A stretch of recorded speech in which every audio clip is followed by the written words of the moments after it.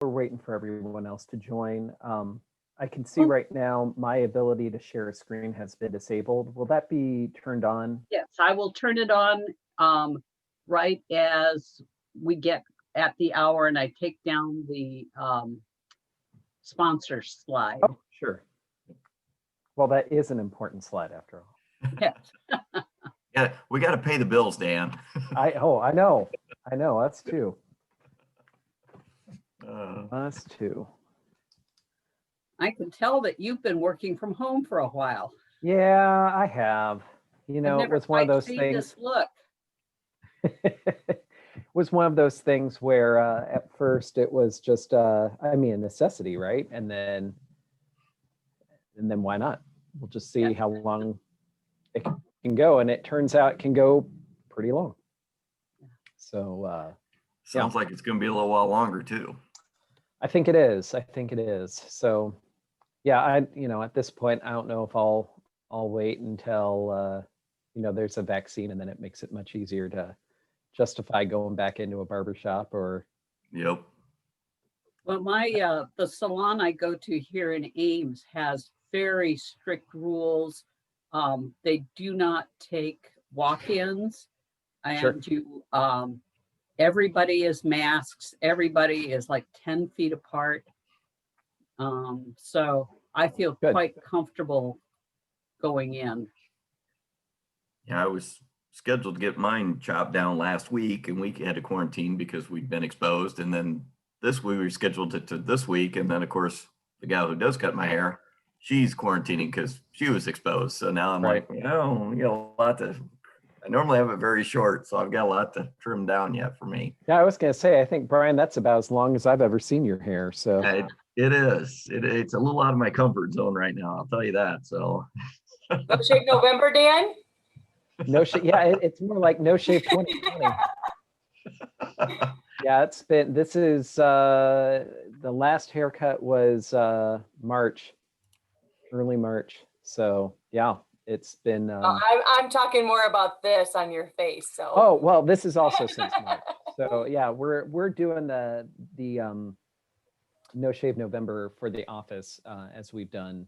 That's awesome. Yeah, that's awesome. For several years. Yep. But yeah, I mean, the joke has always been like, 1 month in and my beard is nothing to get excited about, but apparently I just need more time. Okay, Dan, I set it up so you should be able to share your screen. Let me see here. Oh yeah, okay. Let me go into presentation mode so that way, there we go. And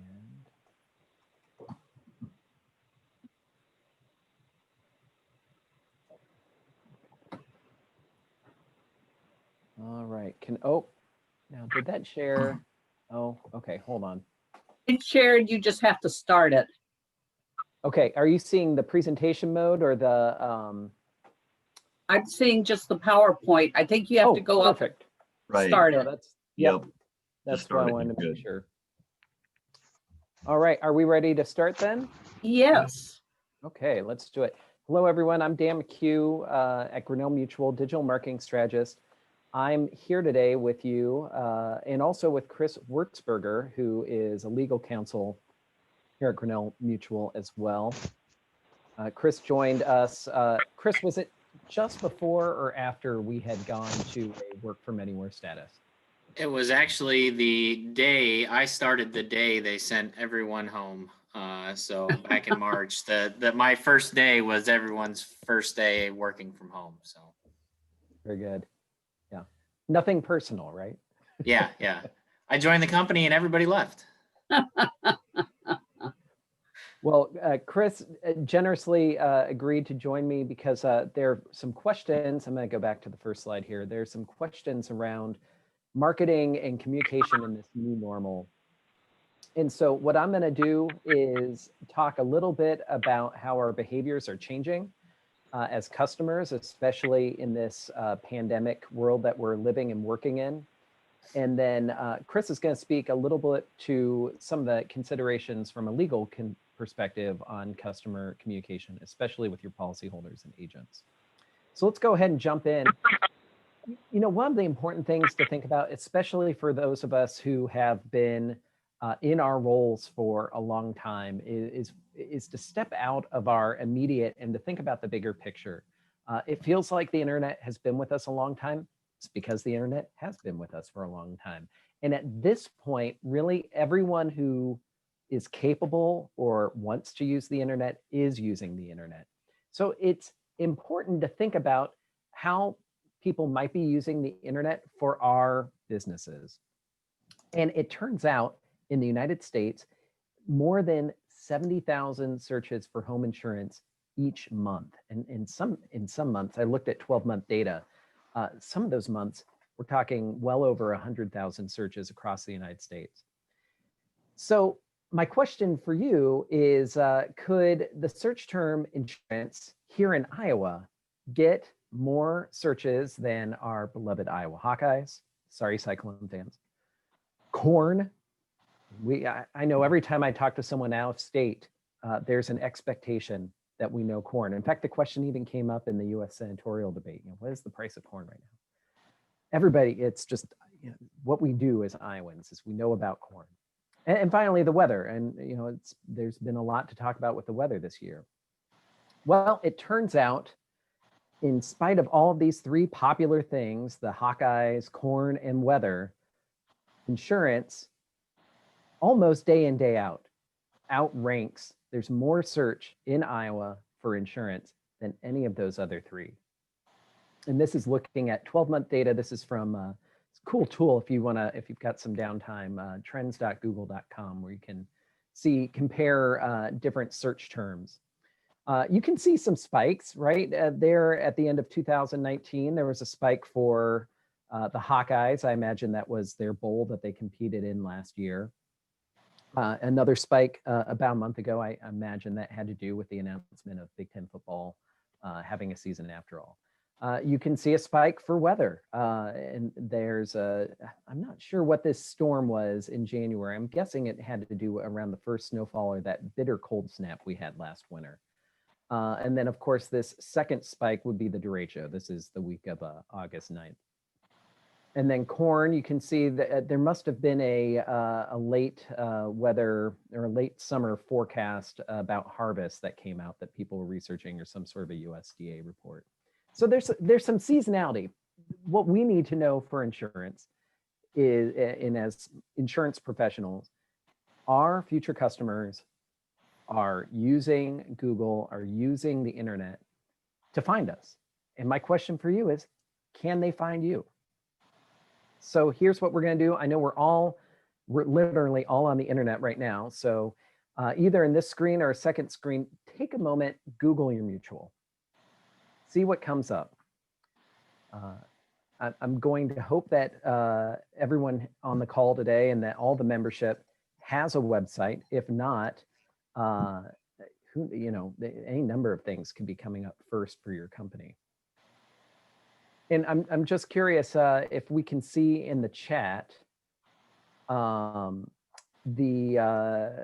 sorts of things are coming up for you, or maybe share them out loud when you search for your mutual.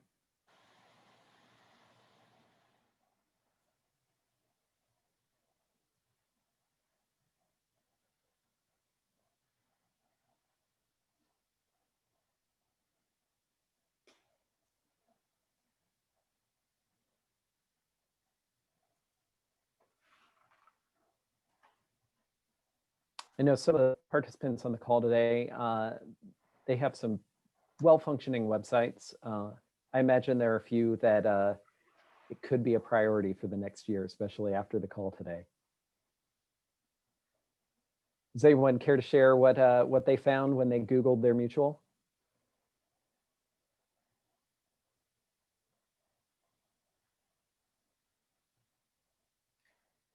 Angie on the chat said my homepage came up. Our website came up. Good.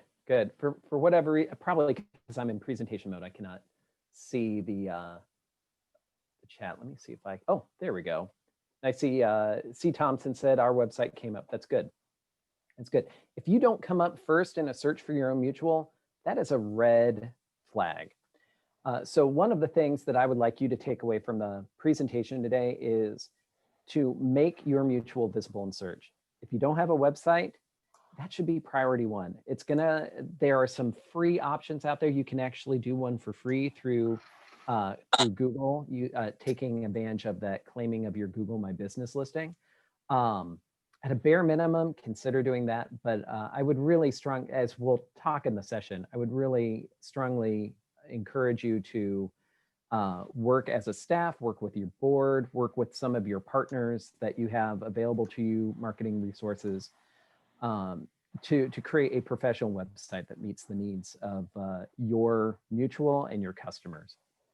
Once that website is built, we want to make sure that you have key information on your website, your name, your business address, and your phone number. Sometimes that's called NAP data because it's basic business data.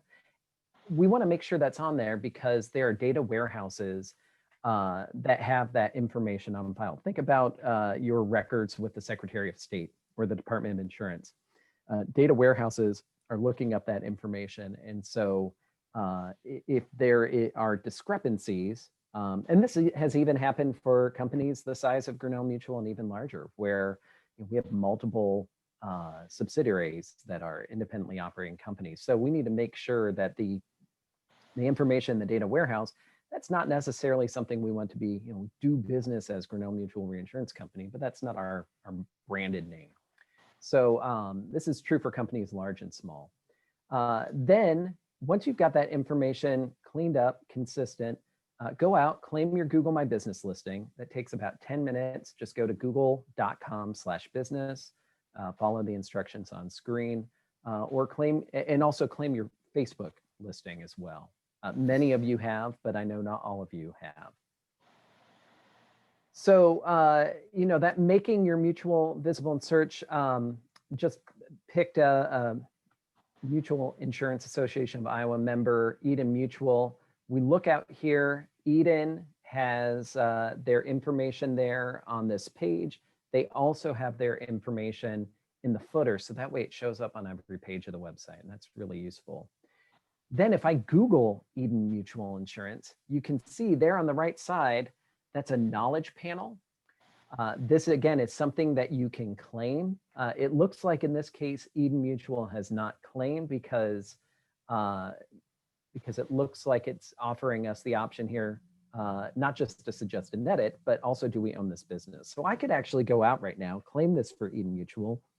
And if I were a bad guy, change it or say terrible things, and Eden may not be able to do a whole lot about it until they realize maybe an employee or a customer brings it to their attention. So again, this is very easy to do when you Google your mutual. See if anyone has claimed that knowledge panel on the right side, and if they haven't, which I imagine they have not, go ahead and claim that. And then finally, we have here their Facebook page. And once again, we're seeing that same address information there up in the knowledge panel on the Facebook page. And then, of course, they've got a few posts out here as well. So you can see in the case of Eden Mutual, and mutual manager for Eden Mutual, if you're on the call, congratulations. Maybe Jenny can send you a gold star by mail. But Eden Mutual is a great example. They've got a website. It covers the basics. It has that business name, phone number, address. Then we go out to Google, the same information. We go out to Facebook, the same information. So someone is looking for Eden Mutual, they are going to find Eden Mutual should own that search for their own business name. And that's probably the most important thing for you as a mutual, is to make sure that you own the search for your business.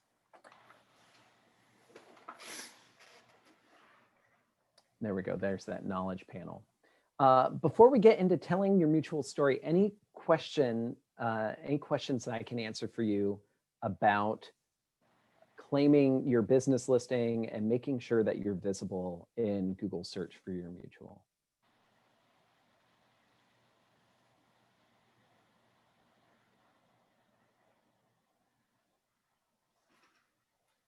Not seeing anything in chat, not hearing anyone chime in. So we'll go ahead and continue. And we're going to talk in this section about telling your mutual's story online. One important thing to think about, you know, we're pretty competitive state when it comes to insurance. There are some stock companies that do business in our state, and there's a number of mutuals who do business in our state. So a fair question to ask and a fair part of your story to tell is why a customer might choose a mutual. Things like service, coverage, ease of doing business, claims handling, support in the community, trusted relationships. We're going to see some examples here in a few minutes of those. But those are advantages that we as mutual companies bring to the marketplace and bring to our customers every day. And we need to talk about that. We're all aware, especially after this derecho, the opinion that the market has of us, the opinion of our policyholders and the public. Insurance, there are some people that do not hold a high opinion of insurance.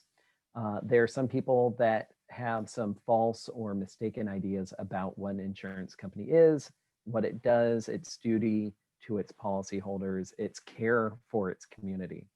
And so we need to step up. We need to continue to do a good job, a better job of telling the story of our company. This is data from NAMIC's Mutual Factors Study. It's from 2019.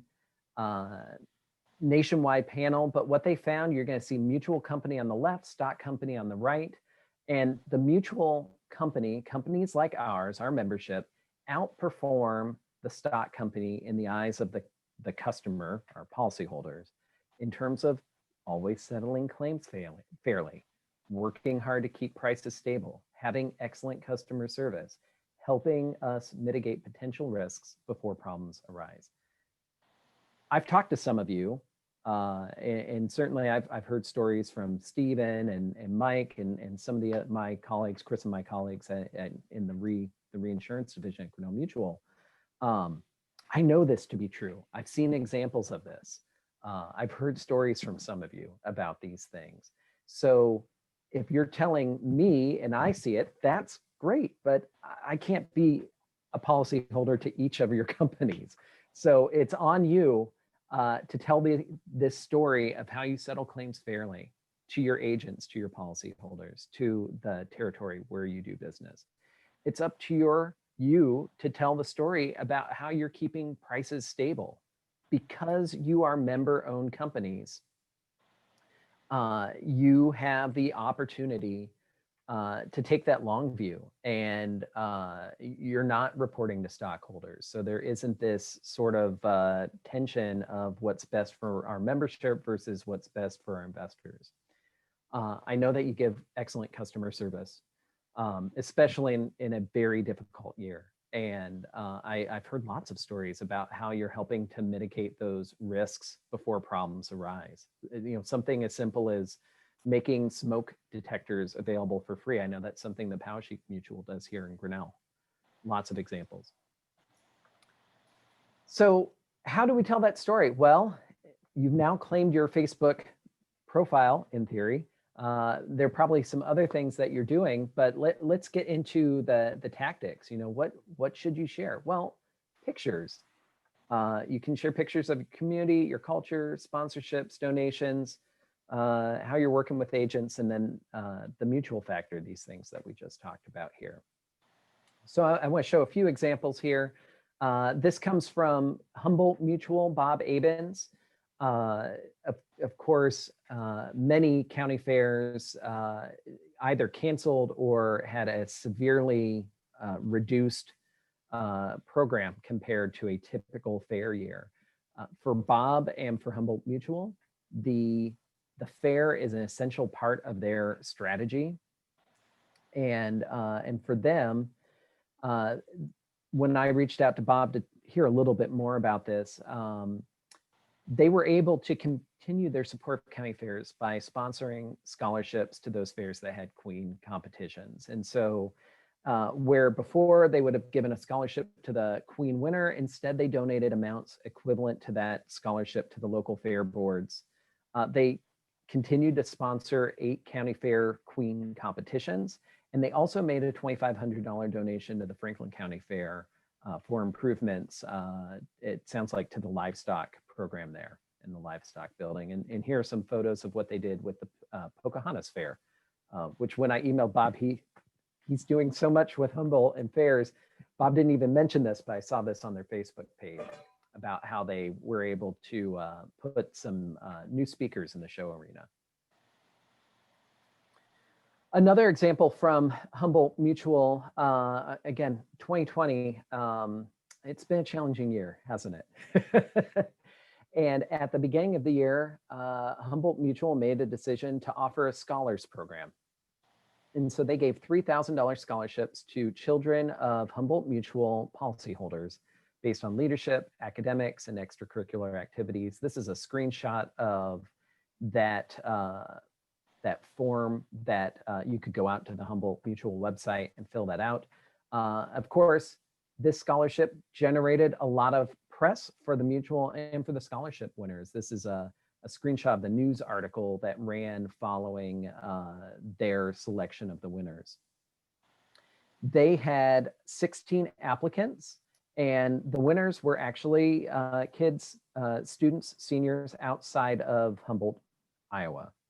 So it sounds like for them, it was a success. And of course, this is a market. I mean, this is both the fair support and the scholarship. If you are a farm property and a home property mutual, which almost all of us are, to target the 4-H program, that county fair, you know, there are a lot of people there who are either homeowners or farm owners or both. Scholarship, same thing. You've got a lot of families who, even as they have graduating seniors, I mean, these are families that could be policyholders for another 20 years, 30 years or longer. And certainly for those high school seniors, now they have a brand awareness of your mutual. Granted, they're probably leaving the community to go to continue their college career, but there's a good chance that they'll come back. And of course, even if they don't come back, there's a lot of people in that community who support that family, who have a connection to that family. You've created a lot of awareness and aligned yourself and your mutual with a cause, education, self-improvement that matters to a lot of us. Bob mentioned too, and I don't necessarily have screenshots for this, but because of this year, they made a $50,000 donation to food pantries in every county they serve, or in the first shutdown that we had this year. I know we just entered into a second shutdown. And then for Christmas, instead of doing a Christmas party for agents and staff, they took the money that the mutual had allocated for that, and they're going to make a donation to a charity this Christmas for that amount. Bob, one of the questions I had for Bob is, this is great for brand awareness. How does it affect the bottom line? And Bob said, well, you know, I can't say that there's a direct sales number or a direct increase in direct written premium because of our community involvement, but the feedback is positive. He's getting stopped on the street, which, you know, having been in Main Street Humboldt, I mean, that's something that happens in a lot of the communities where we're working and serving. And they stop Bob and they thank him and the board for support. He does know that several accounts have come to Humboldt Mutual as a result of their community involvements. But most importantly, it's built brand awareness throughout the writing territory. And it's really connected, as he puts it, too many times I hear complaints about the big bad insurance company taking premiums and never paying claims or helping customers, policyholders in their time of need. And I want to be sure, sorry about that. I want to be sure that with every donation or project or scholarship that we are involved in, puts that Humboldt Mutual brand front and center, so everyone knows that we do care, that we do give back. Whether it's something simple like helping out with the local Record League t-shirts, or something as large as the food pantry donation. And they use Facebook, Instagram, Twitter to help give them that brand awareness and that equal footing with larger companies. And he said that's not, this is something that doesn't happen by just putting an ad in the phone book or the newspaper. So one other piece that's really important, and this is an edge that you have as a mutual, especially that you're working within a territory. I've spoken with many of you. You are working with a instead of like Grinnell Mutual, we have 1,700 agents, thousands of producers. Many of the mutuals in our state, we're talking about tens of agents, maybe even just a handful of agents, and again, dozens of producers. I don't know that any mutual member in this group has more than 100 producers. So that makes getting out, listening to your agencies, listening to your producers a lot easier, a lot more manageable, especially in this time of pandemic where we're encountering a second round of restrictions in terms of doing business and that sort of face-to-face work. And even if we didn't have the restrictions, it's still be kind of a high-risk activity. So what are some things that we can do? We can get out, we can listen to our agents. And now is a great time. Hopefully the last of the severe weather is done. We're not getting into the winter weather events yet. So we've got kind of a lull. Granted, there's a lot of uncertainty right now, but this getting out, talking to your agents, listening, that can be really powerful. So again, reached out to some of the mutual managers and staff I know in the state just to find out, this is something that I hear anecdotally. Does this work? And I heard back from John Scheil, he's the vice president of Powashiek Mutual. He said, yeah, bottom line, we are working to establish lines of communication with our agency partners. We placed an emphasis on treating our producers as partners. The ideas and the concerns they share with us have been catalysts for change within our company because we're quick to listen and slow to dismiss any suggestion. And as a result, that gives them the opportunity to swiftly react, adapt to this changing landscape that we're all working in. And the agency partners, he says, they've noticed.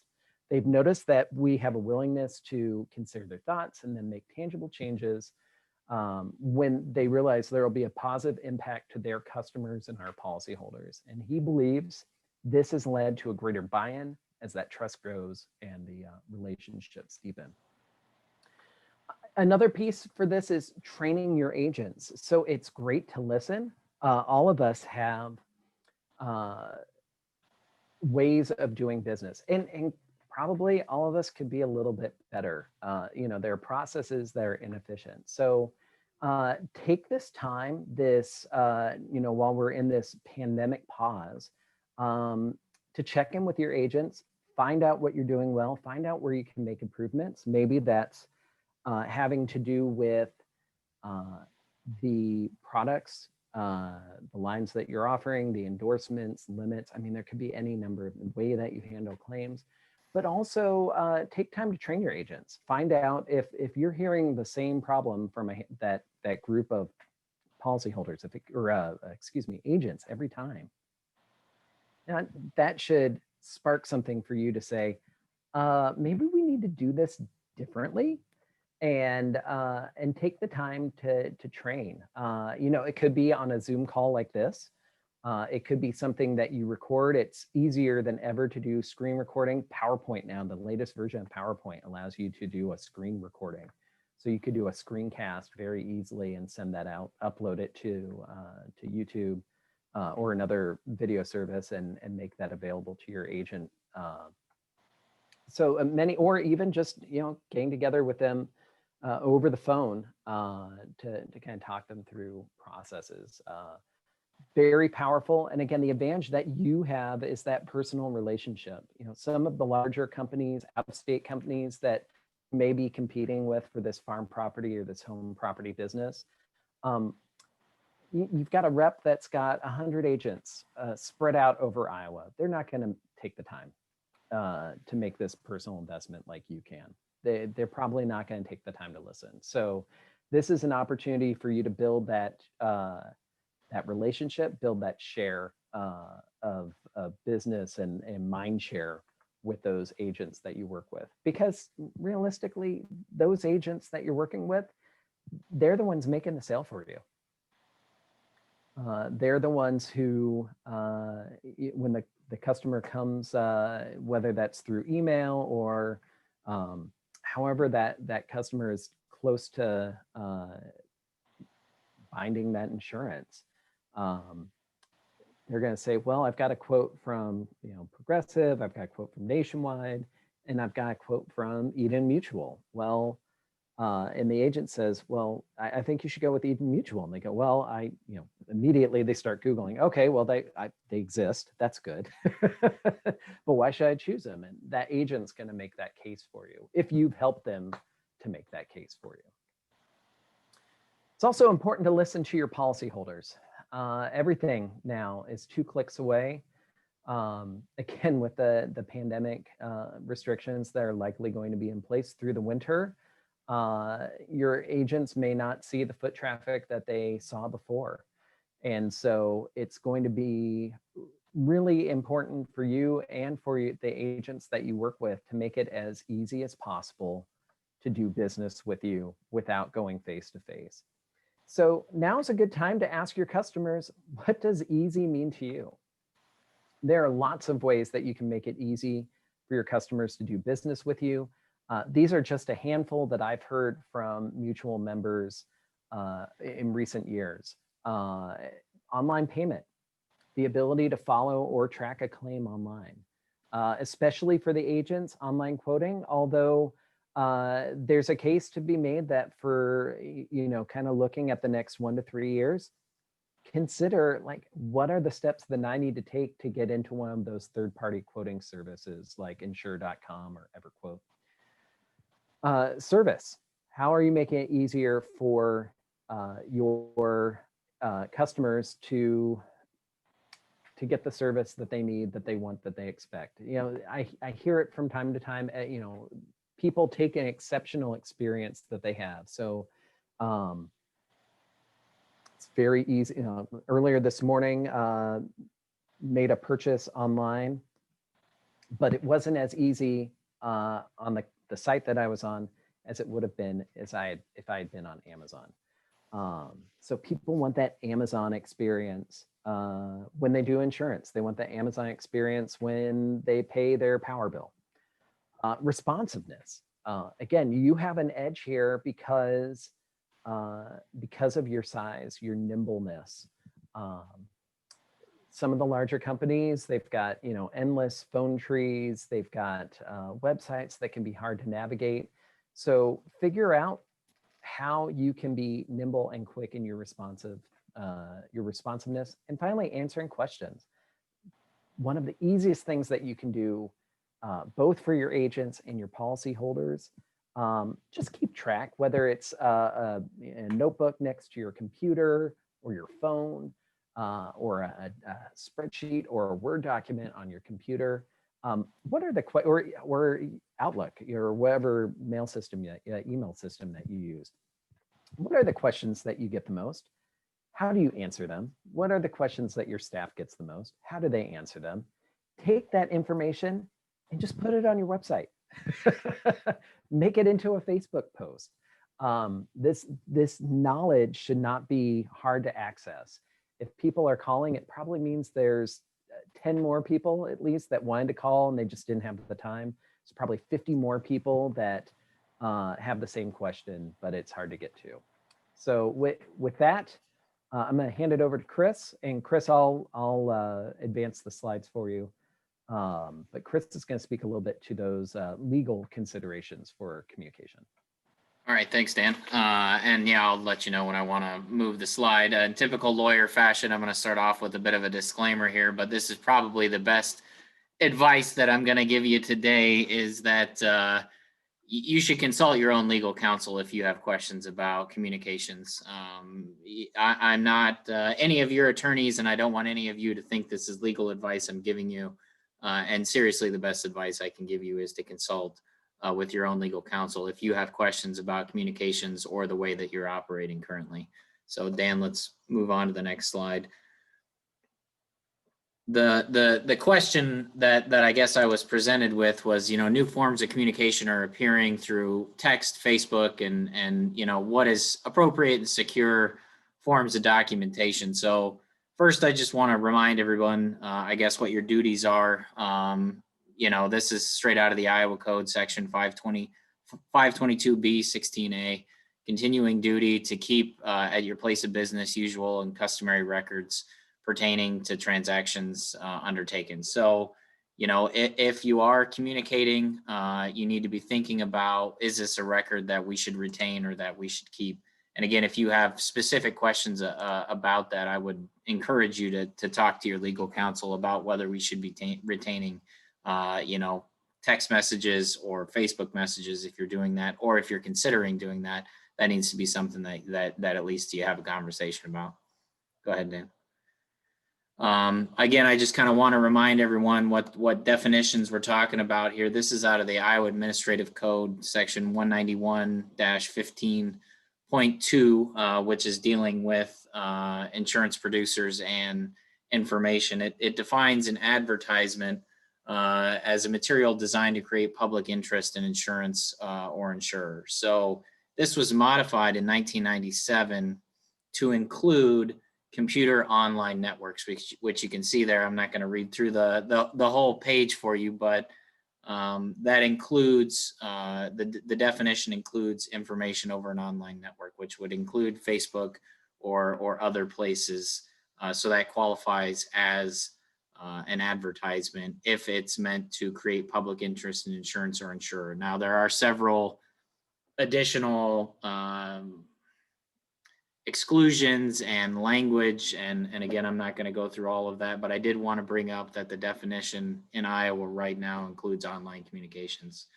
So it does, as you can see in the second paragraph, create a however shall not include communications with the policyholder other than materials urging policyholders to purchase, increase, modify, reinstate, or reattain a policy. So that is considered advertising for the definition. So I just wanted to point that out.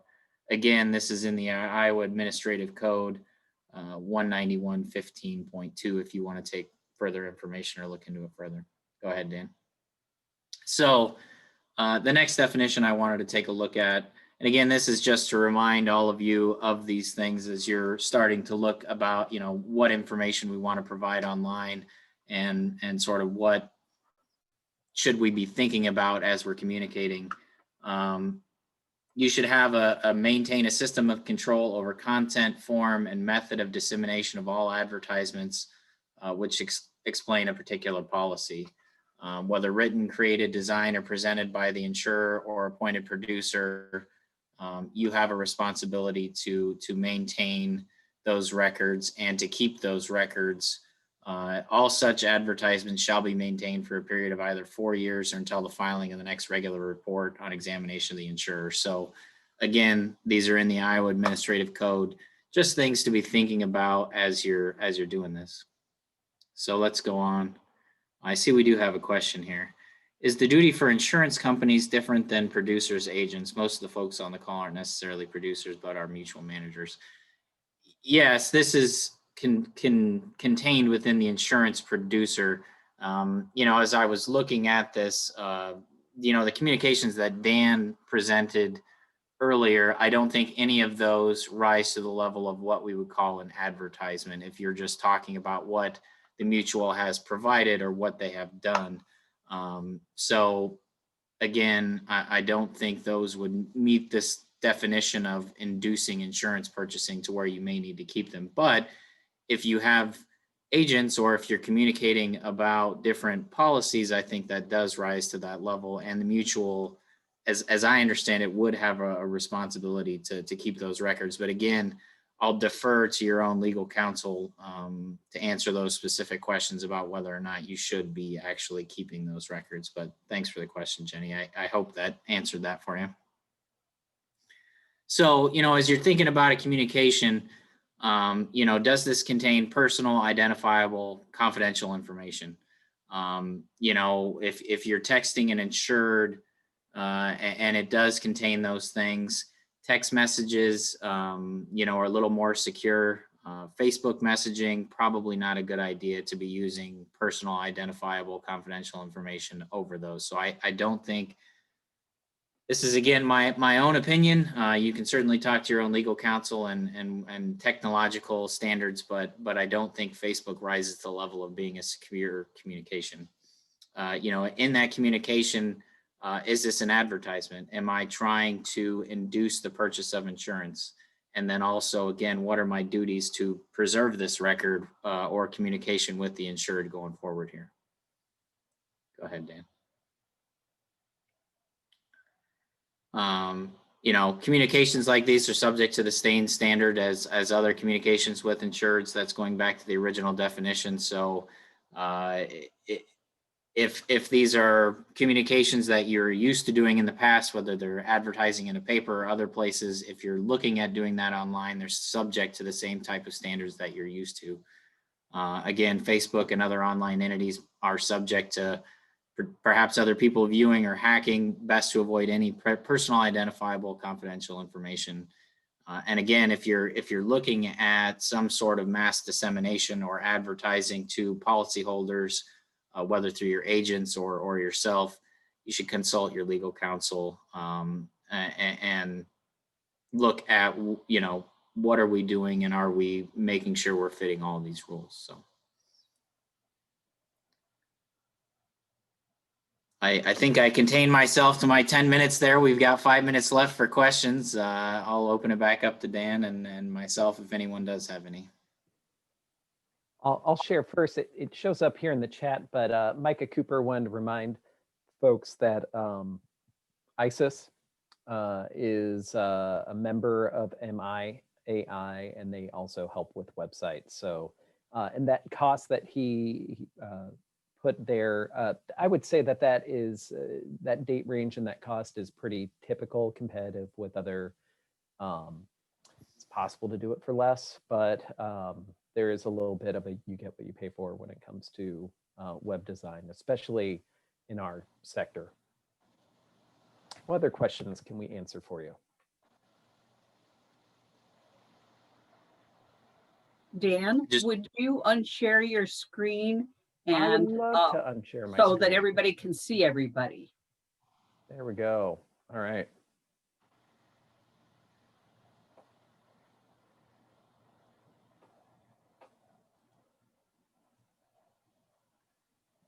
In my mind, I think, you know, we've got Dan's examples of communications which necessarily don't rise to the level of advertising that you'd have to worry about some of the duties that I described. I think you then have general advertising with, you know, your insureds or your policyholders, which may be inducing them, and that's that sort of communication. And then you've got a third bucket, which is direct communications with policyholders. And then you have to ask yourself, the question of whether or not this is a record we should maintain or keep. So that's sort of how I see those three different buckets. But again, the best advice I can give you today is if you're looking at this or you're starting to consider it, talk to your legal counsel. And to what Chris is talking about, a question that I'll get sometimes is, you know, kind of what should I post? We talked a little bit about that in the presentation. You know, if you are, if Chris has made you scared to even consider posting anything on Facebook, my one, I understand, you know, legal folks, you can be kind of terrifying sometimes, but but more importantly, there's a lot that you can talk about in regards to your mutual and the examples we saw from Humboldt in particular. You can talk about your culture, you can talk about your community. Chris, would you agree that's not inducements? That's just talking about a workplace and community involvement. I would agree. I think just sharing, you know, things that you've done or, you know, things that you've sponsored or involvement in the community. I don't think those again, rise to the level of what the Iowa code or the administrative code is defining as inducement or an advertisement. But if you are unsure, it's certainly best to run it by council and look at that. But again, I would kind of lump that into the first bucket that I was talking about earlier. I agree. What other questions can we answer for you? See, we've just got a couple of minutes, so maybe time for one more.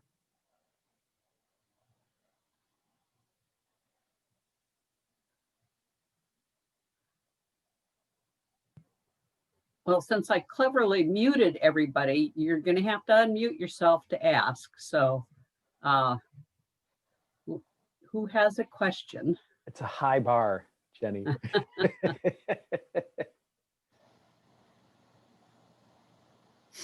If there are no questions, then I thank you both, Dan and Chris, for spending time with us today. Yeah. We will let you know if we have something next week or not. It is the day before Thanksgiving, and while people won't be traveling for Thanksgiving, people may still take the day off. So we will keep you posted, and thank you for tuning in.